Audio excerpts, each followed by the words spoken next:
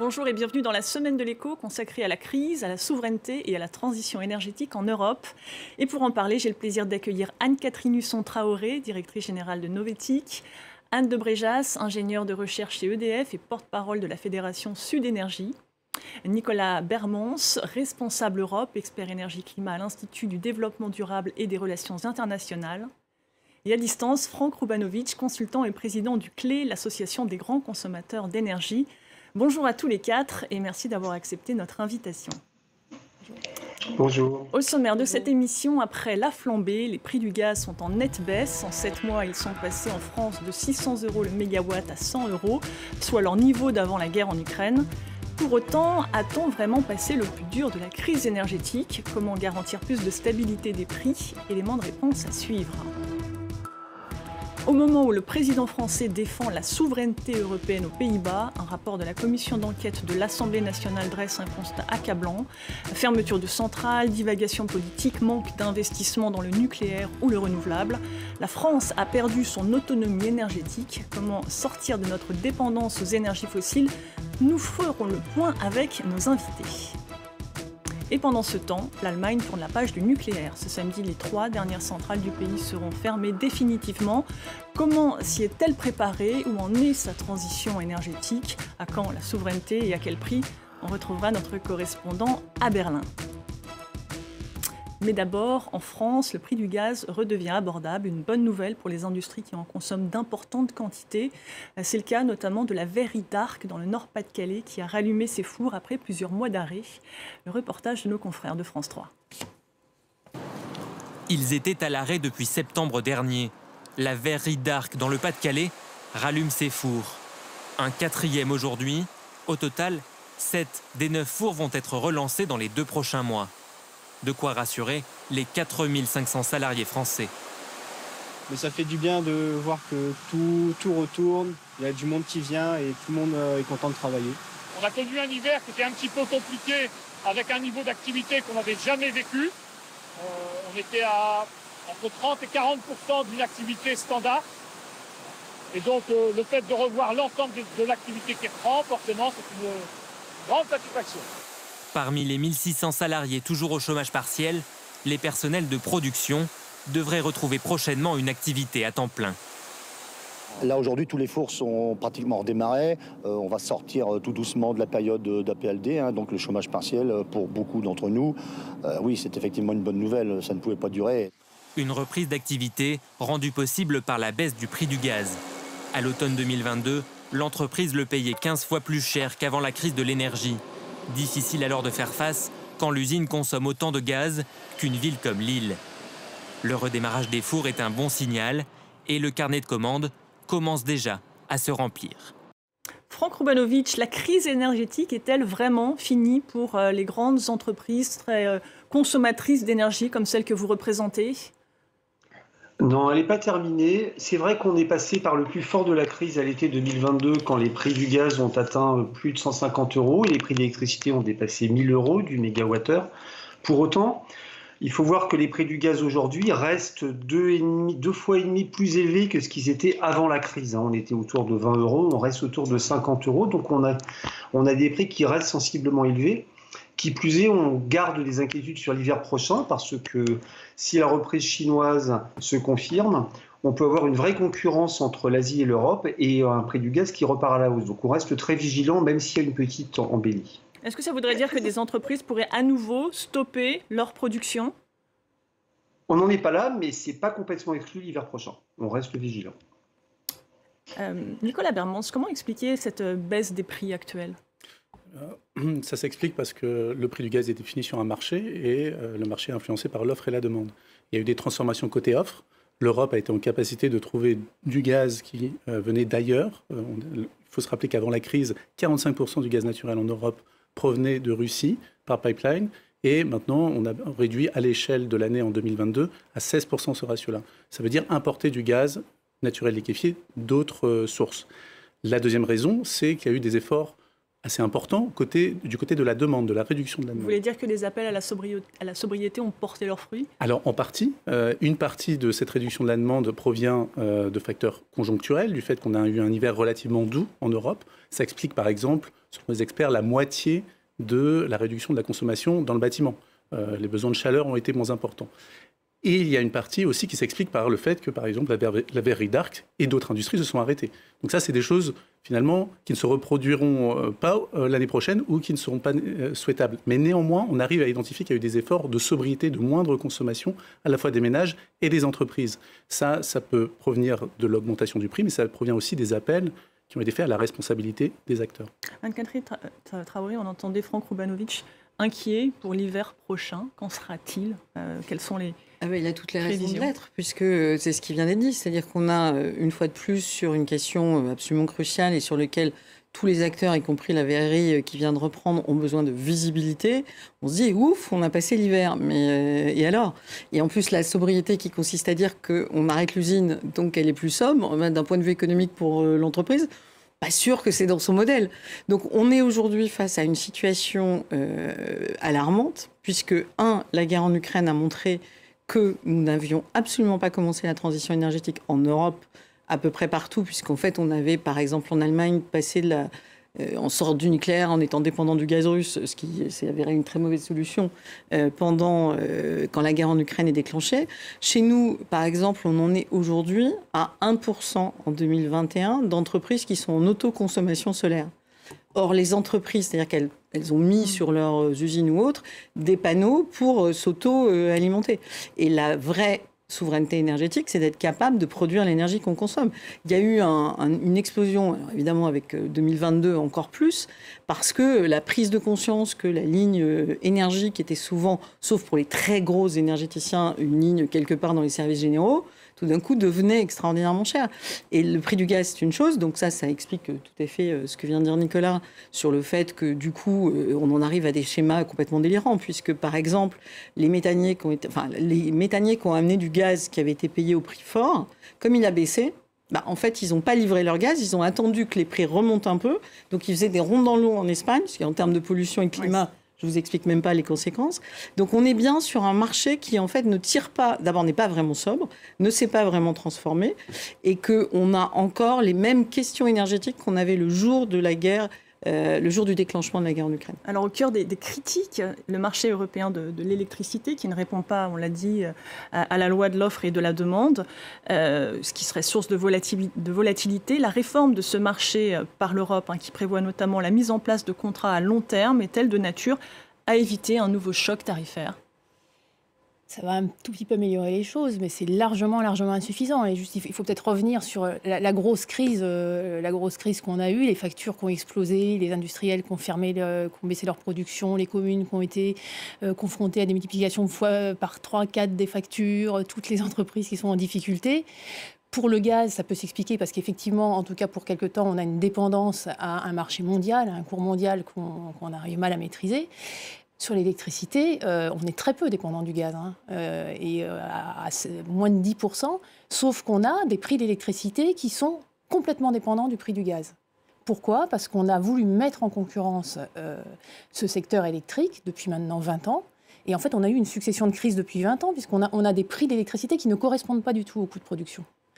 Et donc, quand les prix sont trop bas, c'est un problème pour les producteurs qui n'arrivent pas à rentrer dans leur fonds. Et quand les prix explosent, comme ça a été le cas, ce sont les consommateurs qui trinquent.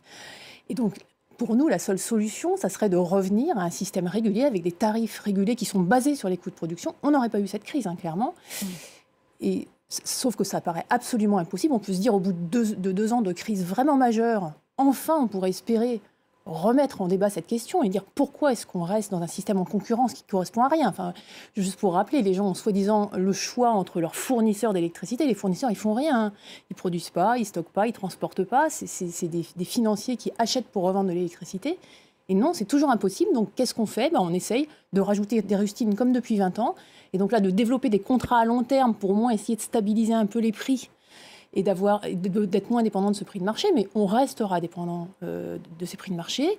On veut toujours pas, ça sera toujours interdit d'avoir des tarifs réglementés, ça sera même encore plus interdit qu'avant. Et puis, dans ces contrats long terme, il va y avoir des contrats long terme avec le public, mais il va y avoir des contrats long terme entre acteurs privés. Ça veut dire qu'on va avoir des inégalités gigantesques entre consommateurs. C'est-à-dire qu'on va dire telle centrale aura un contrat avec tel groupe de consommateurs, telle centrale avec tel autre. Or, les coûts de production des différentes centrales sont très, très différents, hein. Même sur l'éolien en mer, c'est de l'ordre des ratios de 1 à 3. Donc vous êtes en train de dire qu'il faudrait revenir à un monopole ? Absolument, il faudrait revenir à un monopole pour l'exploitation du parc de production. C'est-à-dire, on peut avoir de la concurrence en amont au moment où on construit les centrales par appel d'offres, comme ça se fait aujourd'hui. Mais une fois que les centrales sont là, de toute façon, il faut qu'elles soient gérées de manière... en fait, c'est un programme d'optimisation, hein, pour le dire clairement. Donc ça doit être un monopole. Et puis, en s'intégrant... éventuellement via le marché, juste pour les échanges avec nos voisins. Et juste pour dire, ça ne voudrait absolument pas dire qu'on se passerait de la solidarité européenne et qu'on serait déconnecté des voisins. Pas du tout. Hein. J'aimerais faire réagir Franck Rubanovic sur un retour au monopole. Est-ce que cela est possible et envisageable pour les entreprises que vous représentez ? Alors, je voudrais avant tout dire que je suis tout à fait d'accord avec l'analyse de Anne de Bréjas. Pour nous, je pense qu'un retour au monopole serait relativement idéal, au sens où il nous permettrait enfin de bénéficier d'un prix d'électricité stable et en rapport avec les coûts de production, ce qu'elle a très bien expliqué. Maintenant, il se trouve qu'on est dans un cadre européen où les décisions, qu'on le veuille ou non, hein, se prennent au niveau de l'ensemble des États membres. Et à ce titre-là, même si ça reste une rustine, hein, comme elle l'a très bien expliqué, le projet de réforme du marché qui permet d'avoir des contrats de long terme, notamment publics, va quand même dans le bon sens. C'est-à-dire que ça devrait nous permettre d'avoir sur une bonne partie de notre consommation une plus grande stabilité des prix que ce qu'on a connu jusqu'à présent. Je préfère donc voir le verre à moitié plein, même si je partage l'analyse de Anne de Bréjas. Nicolas Bermans. Oui, peut-être une réflexion sur cette idée de monopole et repartir en fait des causes de cette crise. Les causes de cette crise, c'est un déséquilibre entre l'offre et la demande. On n'a pas fait suffisamment pour réduire notre consommation d'électricité, on n'a pas investi suffisamment dans des actifs bas carbone. Et cette question, on peut imaginer tout à fait un retour au monopole, mais elle se posera, l'adéquation entre l'offre et la demande, elle se posera aussi qu'on choisisse d'organiser différemment le marché. Dans le détail, si on retourne au monopole, il faudra définir des prix d'achat pour les producteurs, définir des tarifs régulés. Au passage, rappelez aussi que les consommateurs résidentiels en France ont accès à un tarif régulier qu'ils ont le droit de choisir via EDF. Donc, ça concerne une partie des consommateurs seulement. En fait, ce qui est peut-être important, c'est finalement, à travers cette discussion, on décorrèle, la question du changement climatique de la question énergétique. Or, aujourd'hui, au-delà de savoir s'il y a un fonctionnement de marché, le gaz est une énergie fossile. Donc, à partir du moment où on n'a pas du tout organisé notre sortie du gaz, ça pose un vrai problème. Je ne sais pas si vous vous souvenez de ce grand débat sur la taxonomie. Donc, il y a aujourd'hui en Europe... Qu'est-ce qui est renouvelable et qui ne l'est pas ? C'est le langage européen de ce qui est vraiment vert. Et donc, il y a eu une bataille entre deux axes européens, puisqu'aujourd'hui, on a les pro-nucléaires, dont la France, mais ils ne sont pas tout seuls, et les pro-gaz, qui sont dont l'Allemagne, mais elle n'est pas toute seule non plus. Et donc, cette guerre-là s'est reflétée dans le référentiel dont se dotait l'Europe pour définir ce qui était vert ou pas. Et les deux tendances ont réussi à obtenir une sorte de consensus en disant, du coup, on met le nucléaire et le gaz dans la taxonomie. Aujourd'hui, pour information, aucun énergéticien, et du coup, le gaz et le nucléaire devaient avoir des standards extrêmement exigeants. Aucun énergéticien européen ne reporte une part de gaz alignés sur les standards de la taxonomie. Donc le problème qu'on a aujourd'hui, c'est que il faut théoriquement converger entre la transition énergétique, l'autonomie, la souveraineté et l'objectif climatique. Justement, là-dessus, c'est pas ce qui se passe. Justement, on a vu que les gouvernements avaient beaucoup aidé les ménages, mais aussi les entreprises. Le ministre de l'Industrie, ne serait-ce que sur la verrie Arc, dont on parlait au début de l'émission, a annoncé un nouveau prêt de 10 millions d'euros à la verrie. Au total, il a prêté 138 millions d'euros à cette entreprise. Est-ce que c'est justifié d'une part par son poids économique, par les emplois, et est-ce que vous diriez que c'est autant d'argent qui ne serait pas investi dans la transition énergétique ? Ce qui est certain, c'est que c'est des solutions un peu de court terme pour répondre à la crise. Et quand on regarde les sommes qui sont mises de côté, qui sont consacrées par les gouvernements pour ces boucliers tarifaires, en France comme ailleurs en Europe, ça représente des volumes conséquents. En France, c'est 45 milliards d'euros qui ont été mis de côté pour ces mesures pour les ménages et les entreprises. Contre combien pour la transition énergétique? Eh bien, on peut le comparer à certaines sommes. Par exemple, prenons l'exemple de MaPrimeRénov', c'est 3 milliards d'euros par an pour inciter à la rénovation énergétique. Donc on est rapport de 1 à 15. Si, par exemple, la moitié de ces 45 milliards avaient été utilisés pour investir dans la transition, investir dans les énergies renouvelables, investir dans la rénovation énergétique, eh bien, on comblerait l'écart qui est estimé par rapport aux besoins d'investissement pour se mettre sur la trajectoire de nos objectifs climatiques. Donc, évidemment, dans une période de crise, l'État réagit comme il peut. Mais maintenant, on doit aussi avoir un débat quand on sortira progressivement de cette crise de est-ce qu'on ne peut pas mobiliser ces mêmes sommes d'argent pour des solutions de long terme qui combinent climat et souveraineté. Franck Roubanovitch, cette crise a-t-elle été l'occasion pour les entreprises de revoir leur mode de production, plus de sobriété ou de l'électrification? Alors, il faut bien différencier l'industrie du secteur tertiaire et public. Dans l'industrie, ça fait de longues années qu'on fait très attention à nos consommations d'énergie parce que c'est une part très importante de notre valeur ajoutée. Et en réalité, dans l'industrie, on attend le signal prix qui va faire en sorte que le gaz sera de plus en plus cher et que l'électricité sera à un prix contrôlé. C'est ça qui nous inciterait à nous électrifier. Mais en termes de sobriété, on peut faire des efforts et on continue à en faire, mais on n'a plus tellement de marge. En ce qui concerne le secteur tertiaire, en revanche, il y a beaucoup de choses à faire, notamment ne serait-ce que réduire les températures des bureaux, etc. Et donc là-dessus, je pense que ça a été un signal important. Reste à s'assurer que dans les années à venir, on saura tenir le cap et garder l'effort sobriété qui a été fait. C'est ce qu'on va essayer de faire. Pour reprendre, Franck Roubanovitch, l'exemple d'Arc, précisément, la Verrerie commence à investir dans des fours électriques. Ces besoins en électricité, par conséquent, vont croissant, d'où, j'imagine, un besoin de visibilité pour ces industriels. Oui, c'est ça, parce qu'en fait, le gouvernement aide ces entreprises à s'électrifier en subventionnant leurs investissements. Simplement, ces machines électriques, elles s'amortissent sur 20-25 ans. Donc, si vous avez un prix de l'électricité qui reste indexé au prix du gaz, dont vous ne savez pas si dans 10 ans, il ne va pas être 2 fois ou 3 fois plus cher, c'est très difficile de faire ce type d'investissement. C'est pour ça, pour la transition énergétique, qu'on a vraiment besoin d'un prix de l'électricité qui soit prévisible à long terme, à 20 ans. Et là, on sera capable de faire les investissements nécessaires massivement et rapidement pour s'électrifier. Alors, on en vient précisément à notre deuxième partie. En visite aux Pays-Bas, Emmanuel Macron a défendu tous azimuts l'autonomie stratégique en Europe face à la Chine et les États-Unis. Je vous propose de l'écouter. Nous ne voulons pas fermer nos économies, nous croyons dans des économies ouvertes. Mais nous ne voulons plus dépendre de certains et nous voulons en tout cas moins dépendre en général. Nos deux pays disposent en effet de capacités clés en matière de recherche et de production dans nombre de ces technologies de pointe. Donc vous le voyez, c'est un agenda bilatéral au service d'une ambition européenne partagée. C'est une déclaration qui intervient au moment où une commission d'enquête parlementaire accable les choix énergétiques de la France de ces 30 dernières années. Mauvaise organisation d'EDF, manque d'anticipation, revirement sur le nucléaire. Il y en a d'ailleurs beaucoup questions, peut-être trop, dans ce rapport, Anne de Bréjas. Après une année noire en 2022 pour le nucléaire, où une trentaine de centrales sont restées fermées pour défaut d'entretien, l'État demande aujourd'hui à l'entreprise de produire plus en optimisant les capacités de ces 56 réacteurs. Et en parallèle, on voit un directeur général d'EDF, de l'entreprise, qui gèle les embauches en raison de ces difficultés financières. Est-ce bien réaliste ?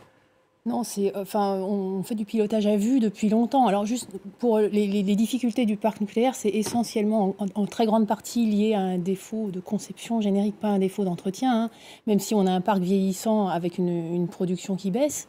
Mais bon... Depuis maintenant longtemps, on a un pilotage en fonction du prix de l'électricité. Moi, je suis dans la recherche. La recherche, on sait qu'on en a énormément besoin dans l'énergie. Et on a perdu plus de 35% de nos effectifs depuis l'ouverture des marchés, au début des années 2000. Ça continue. En plein plan de relance, quand Emmanuel Macron déclarait qu'il fallait absolument investir massivement en 2020 et notamment dans la transition énergétique, à EDF, on annonçait exactement au même moment un nouveau plan d'austérité. On va de plan d'austérité en plan d'austérité parce qu'on nous explique que comme les prix de marché sont bas, il y a des difficultés, et quand les prix de marché sont hauts, il y a d'autres difficultés. Et finalement, on n'a aucune visibilité à long terme, ce qui est essentiel. Vous parlez de plan d'austérité et parallèlement, le programme nucléaire défendu par Emmanuel Macron prévoit désormais plus de 50 milliards d'euros pour 6 premiers nouveaux réacteurs. L'État a-t-il les moyens de ses ambitions ? Mais de toute façon, il va falloir investir massivement, quel que soit le choix. Bon, enfin, juste pour revenir, effectivement, il y a un problème. Il va falloir renouveler le parc massivement dans les prochaines décennies. C'est 66 milliards qui sont nécessaires pour ne serait-ce que prolonger la durée de vie des centrales actuelles. Oui, mais ce que dit RTE aussi dans son rapport, il dit que c'est entre 20 et 25 milliards qu'il faudrait investir par an dans le système électrique. Donc ce sont des sommes énormes, mais on ne peut pas s'en passer. Après, si on avait un tarif réglementé qui était basé sur les coûts de production, l'État aurait moyen d'investir. Il faut juste savoir que quand on paye l'électricité, pratiquement la moitié du coût, c'est des coûts de financement, c'est-à-dire le fait qu'on rémunère les prêteurs. Donc c'est là-dessus qu'il faut jouer. Il ne faut absolument pas mettre du risque dans le système, s'adresser à des investisseurs privés qui vont réclamer énormément. Il faut revenir à un système simple, efficace. Et dans tous les cas, on n'a pas le choix. Il faudra investir massivement, on le sait. Et donc, il faut se donner aussi les moyens de planifier. Anne-Catherine Traoré, la consommation d'énergie repose sur le nucléaire, on l'a vu, mais aussi à 65% sur les énergies fossiles. L'indépendance n'a donc pas bougé ces 30 dernières années. Non, puis si on va jusqu'au bout, on n'est pas très indépendant par le nucléaire non plus, puisqu'il nous faut de l'uranium et qu'après ma connaissance, c'est pas. On n'en produit pas en France. Donc c'est ça le sujet. Mais en fait, il y a un autre éléphant dans la pièce, c'est nos besoins en électricité. Puisque donc là, on parlait des processus industriels qui cherchent à être plus sobres. Et à s'électrifier, justement. Mais en s'électrifiant. Donc si vous mettez bout à bout le passage aux voitures électriques, le passage il a été évoqué que ça consommait l'équivalent de la ville de Lille pour juste une usine. Donc on imagine ce que ça va demander en électricité.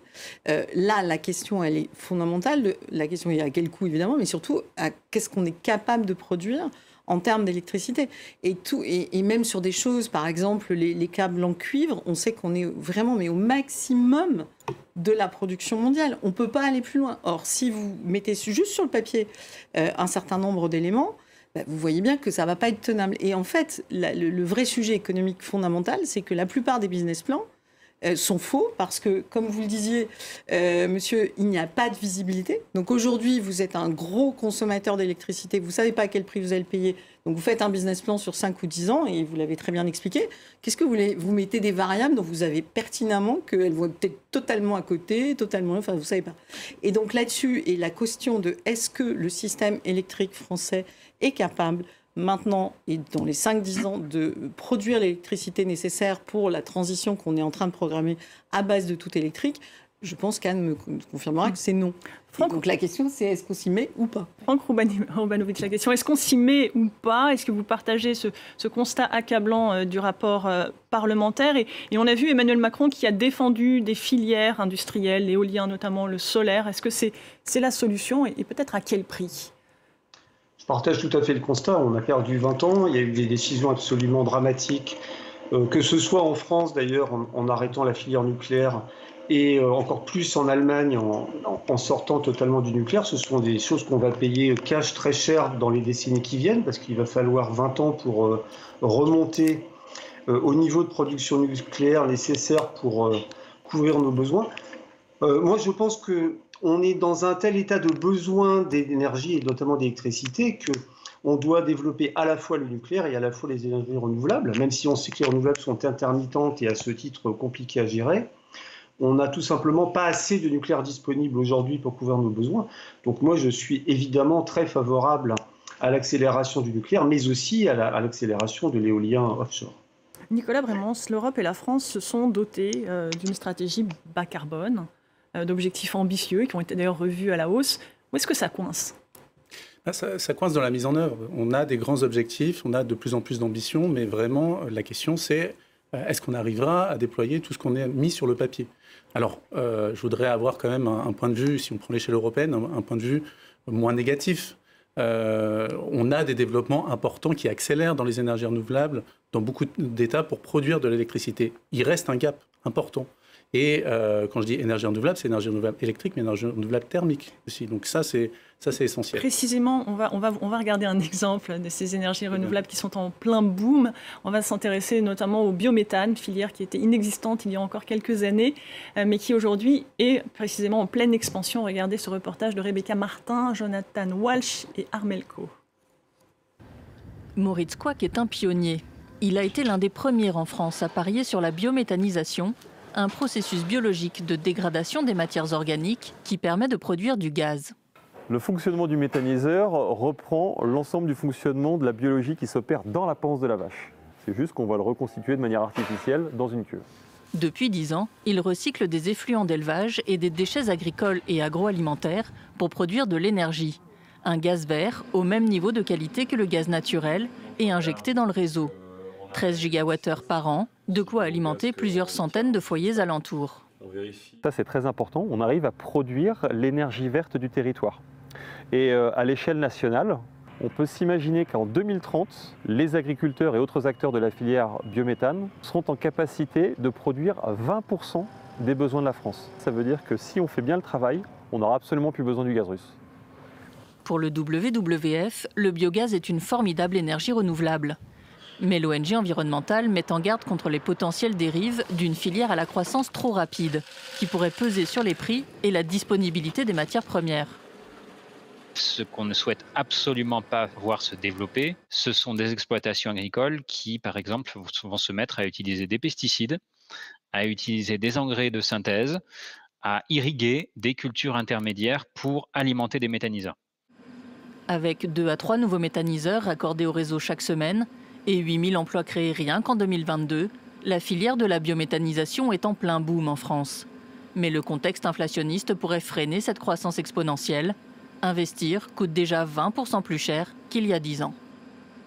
Nicolas Brémans, on voit bien le développement de ce biogaz prometteur, mais qui aussi pose certaines limites. Il n'y a donc pas de solution miracle, il n'y a pas de remède miracle. Non, il n'y a pas de solution miracle. C'est un des leviers, mais dans le cas précis du biogaz, eh bien, on voit très très vite que finalement, les volumes énergétiques qu'on pourra tirer de ce biogaz sont assez limités. Ils sont limités pourquoi ? Parce qu'on veut aussi limiter les impacts sur, c'était très bien dit dans le reportage, sur l'exploitation agricole en tant que telle, et les impacts sur la biodiversité qui peuvent être associés à ça.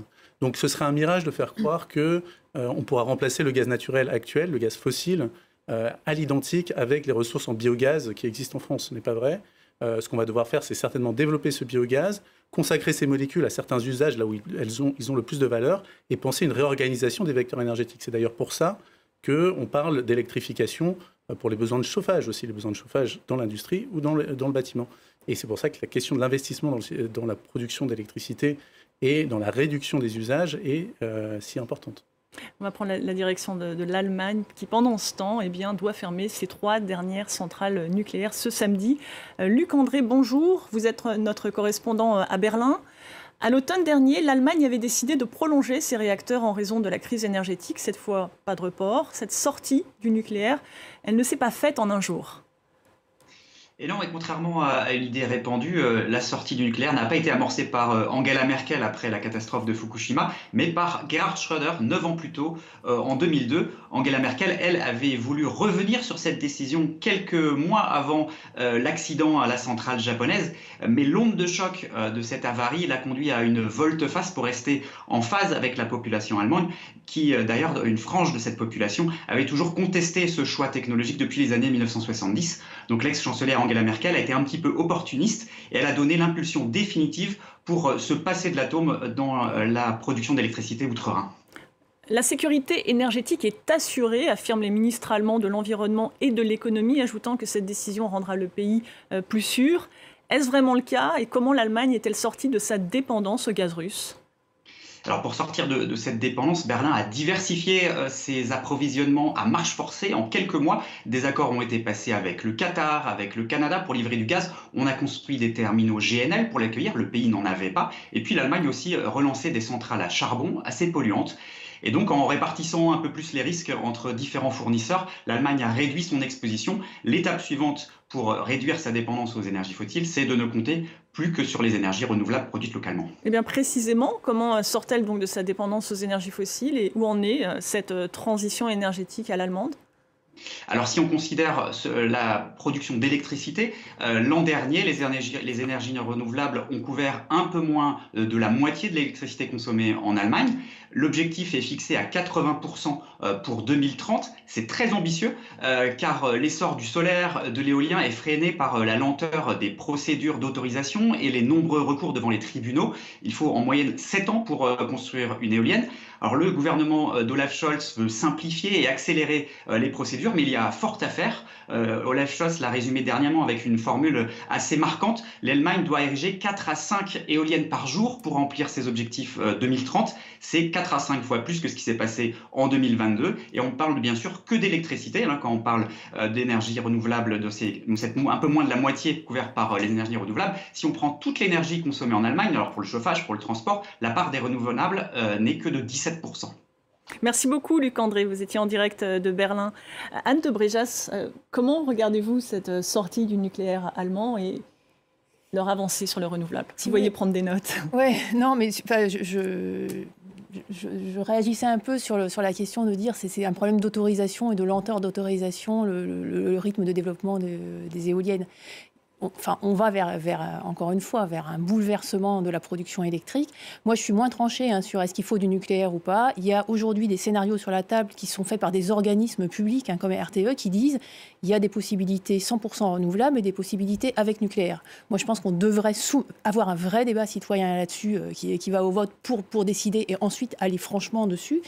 Mais l'éolien, partout, il va falloir par exemple beaucoup d'acier, il faut mettre en place des filières industrielles et ça, c'est un énorme défi. Il va falloir rouvrir des mines en Europe. Il va falloir rouvrir des mines en Europe, il va falloir organiser une économie du rationnement, c'est-à-dire qu'on sait qu'on va vers les énergies renouvelables, ça consomme beaucoup de ressources, on sait qu'on va vers de la rareté, il va falloir partager, et donc je pense qu'au-delà même de l'énergie, il faudrait avoir une vraie réflexion, une vraie planification sur qu'est-ce qu'on veut produire et comment on veut consommer.